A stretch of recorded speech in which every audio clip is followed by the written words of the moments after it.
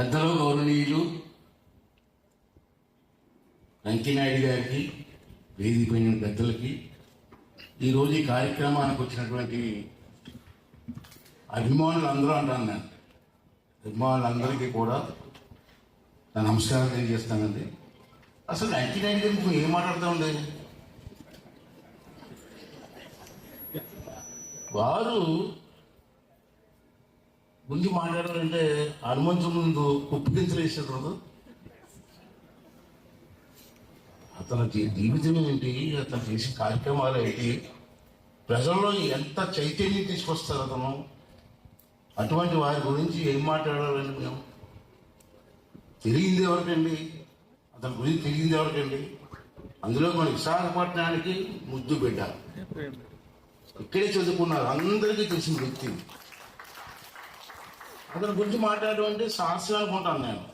చాలా మంది పెద్దలు మాట్లాడారు, నేనైతే చాలా అదృష్టంగా భావిస్తాను. నేను ఇక్కడ కవి గారు రాశారు, ఉదయగిరి నుంచి ఉపరాష్ట్రపతి వరకు అటువంటి మహా వ్యక్తి కదండి. ఎక్కడ ఉదయగిరి, ఉపరాష్ట్రపతి కుర్చీ ఎక్కడ, అక్కడ వరకు వెళ్ళారంటే ఆ మంచితో ఆ మనిషి తాలూకు వ్యక్తిత్వం ఏంటనేది మనకు అర్థం కాదండి. దాని గురించి బచ్చాలో మేము ఏం మాట్లాడతామండి?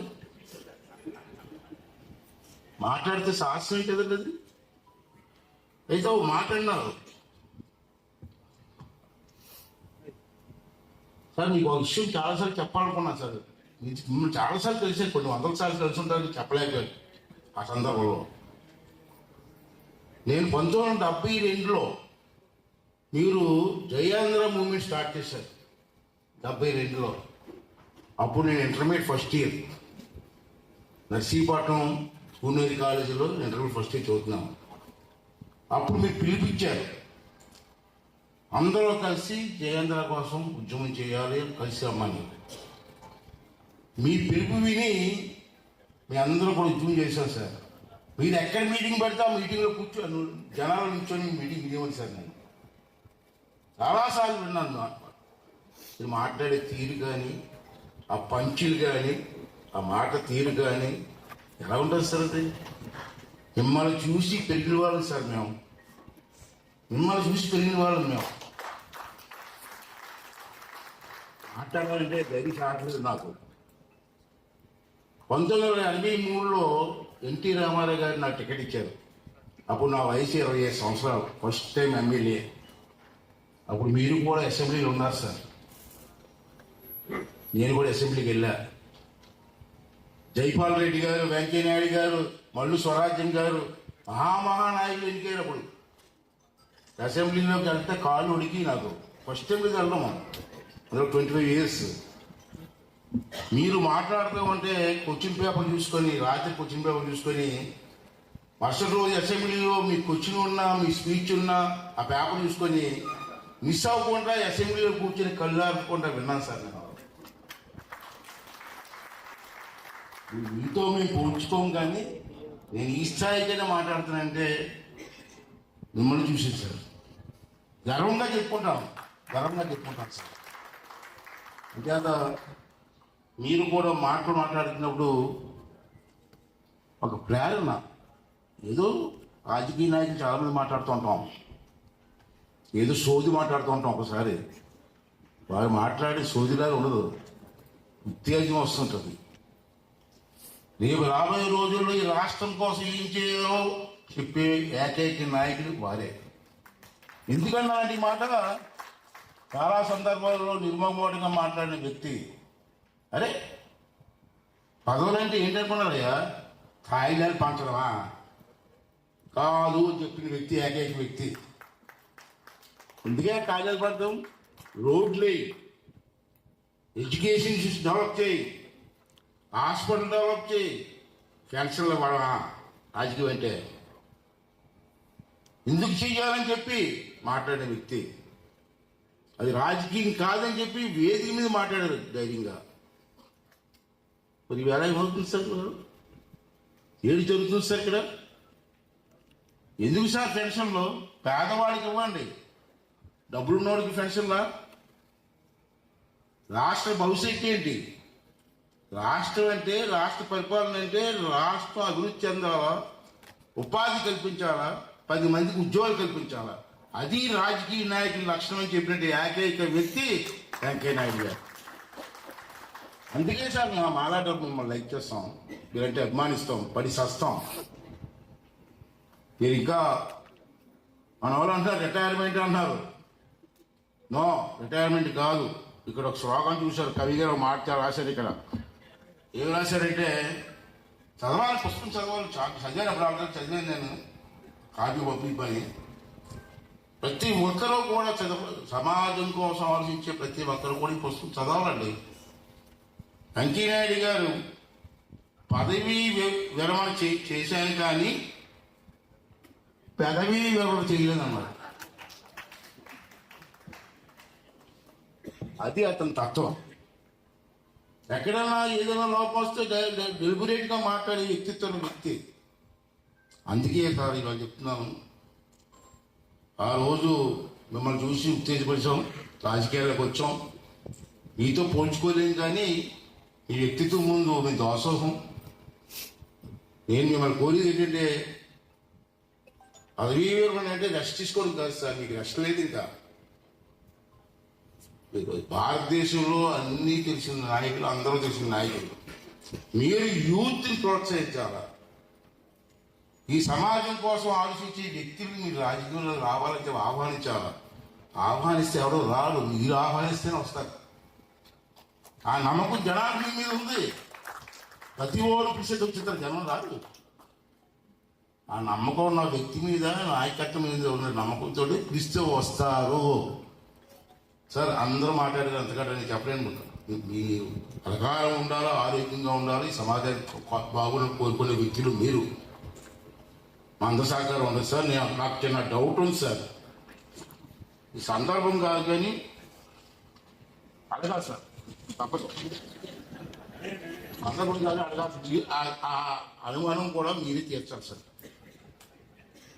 సార్ నేను అంటే నాకు డెలివరీ మాట్లాడాలంటే మీ అంత కాదు, కానీ కొంచెం జోక్ లేకుంటాను అప్పుడు నేను.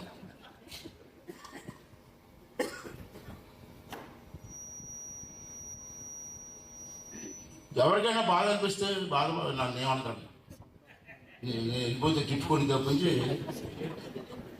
ఇక్కడ కూర్చున్న వాళ్ళు ఎంతమంది ఓటు వేస్తారండి బూత్కి వెళ్ళి? అందరూ అయితే బూత్ దగ్గరికి వెళ్ళి ఓటేసి ఓపుకు లేని మీరు సమాధానం చేయాలి మాట్లాడతారండి? ఎలా మాట్లాడతారు? మీకు మాట్లాడ హక్కుందా? 5 సంవత్సరాలకు ఒకసారి బూత్ దగ్గరికి వెళ్ళి కూడా ఓటు వేయడానికి మీకు ఓపు లేకపోతే అనకేటని మాట్లాడాలి. మీ ఓటుతోటి సమాజాన్ని మార్చడం కోసం పైకి చేయాలి. ఏమైపోయింది ఇవాళ?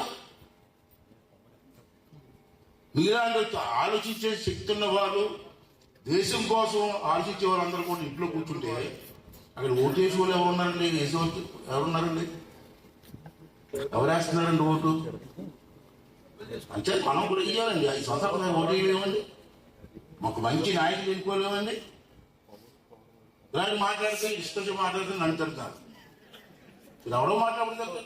పెద్ద ఆయనేమో క్లాసికల్గా మాట్లాడతారు. పెద్ద ఆయన నేను అలా మాట్లాడలేను అని చెప్పి నా భాషలో నేను మాట్లాడుతున్నాను. దయచేసి మీ అందరినీ కోరేది ఏంటంటే, మీరు అందరూ చేస్తున్నారు, పార్టీకి సపోర్ట్ చేస్తారు, మంచి ప్రభుత్వం రావాలని కోరుకుంటారు, అన్నీ ఉన్నాయి. వేరే అది ఒప్పుకుంటాను నేను. కానీ బూత్ దగ్గరికి వెళ్ళి ఓటేయం. మన పనులు ఉంటాయి. అంటే మీ అందరినీ కోరేది ఏంటంటే, సార్ ఇంకో విషయం సార్, ఆఖరికి ముగిస్తాను సార్. ఇది ఇక్కడ అనకూడదే కానీ తప్పదు, మళ్ళీ నాకు అవకాశం రాదు సార్. సార్ ఇప్పుడు ప్రభుత్వం, కేంద్ర ప్రభుత్వం, మన కేంద్ర ప్రభుత్వం ఇంటింటికి ఆఫీసుని పంపించి ఓటు నమోదు చేస్తున్నారే వస్తున్నారనే ఆల్చేయడం పెట్టండి. నమోదు మీరు చేసుకోలేరా? ఇది చేసుకోలేదా? వాళ్ళు రావాలా? ఎందుకు రావాలి వాళ్ళు? ఆ బాధ్యత మీకు లేదా? ఈ భార్య ఓటు నీకు మీ పిల్లలకు ఓటు ఉందో చెక్ చేసుకొచ్చి బాధ్యత నీకు లేదా? ఆఫీసుకి ఇంటికి వచ్చి రాయాలా? ఎందుకు రాయాలండి? అదో పాయింట్ సార్. రెండోది, వాటర్ లిస్టులో పేరు లేకపోతే మనిషి చచ్చిపోయినట్టు బతుకున్నట్ట? చెప్పండి రాయ్ గారు. వాటర్ లిస్టులో పేరు లేకపోతే మనిషి చచ్చిపోయినట్టే నా దృష్టిలో అయితే. ఆ చచ్చిపోవడానికి ఫ్యాషన్ ఇవ్వాలండి. ఎందుకు ఇవ్వాలి? పెన్షన్ ఎందుకు ఇవ్వాలా? ప్రభుత్వంతో వాళ్ళకు ఏది పథకాలు ఎందుకు ఇవ్వాలా? నీకు వాటర్ లిస్టులో పేరు ఉందో లేదో తెలియదు, పెన్షన్ ఇవ్వాలా? అందుకే సార్ ఎందుకు అయితే సండే ఒకరోజు ఏదో సందర్భంలో సార్ అన్ని మీటింగ్ పెట్టాను, చూస్తాను, నేర్చుకుంటాను. పబ్లిక్గా చెప్తారు రాష్ట్రం బాగుండాలా, పథకాలు కాదు ముఖ్యం, రాష్ట్రం ఆర్థికంగా బాగుండాలా, 10 మందికి ఉపాధి కలిగించాలని చెప్పి పబ్లిక్గా చెప్తుంటారు సార్ ఇప్పుడు కూడా. అది కాదు, రాష్ట్రం బాగుంటే మనం బాగుంటాం, మన పిల్లలు బాగుంటారు. ఆఫ్టర్ 4,000-5,000 రూపాయల పథకాల కోసం, పెన్షన్ కోసం రాష్ట్రం తగబెడతారు రాష్ట్రాన్ని. సార్ ఇంకో మాట అంటారు, ఇప్పుడు కూడా వింటా అంటాను, నాకు ఆనందం వస్తుంది. పార్టీలు ఉండొచ్చు రాష్ట్ర దేశంలో, అన్ని పార్టీలు ఏం కోరుకోవాలంటే రాష్ట్రం బాగుండాలని కోరుకోవాలని బాబు అని చెప్తుంటారు. అన్ని పార్టీలు కూడా ఆడి తిట్టుకోవడం, ఆడి తిట్టుకోవడం, అది సోషల్ మీడియా వచ్చి మరీ జరిగిపోయింది. మేము ఒకటి మాట్లాడితే రెండు కనిపిస్తున్నారు, అలాగే అయిపోయింది. అది కాదు దేశం, మనం ఉంటాం పోతాం, దేశం బాగుండాలా, మన పిల్లలు బాగుండాలా, నెక్స్ట్ జనరేషన్ బాగుండాలని చెప్పి కోరుకోవాలి తప్పించి, అన్ని పార్టీలు కోరుకోవాలి తప్పించి ఆడ మీద ఈడు పొరచడం, లేనిపోయి క్రియేట్ చేయడం, ప్రజలను గందరగోళం పెట్టడం, రాష్ట్రాలను తగలు పెట్టడం. అంతే సార్ మిమ్మల్ని కోరేది ఏంటంటే ఆఖరిగా యూత్ ప్రోత్సహించండి సార్. మీ గర్వం ఎప్పుడు మాట్లాడుతూనే ఉండాలా, మీ గర్వం ఎప్పుడు మాట్లాడుతున్నాను మళ్ళా.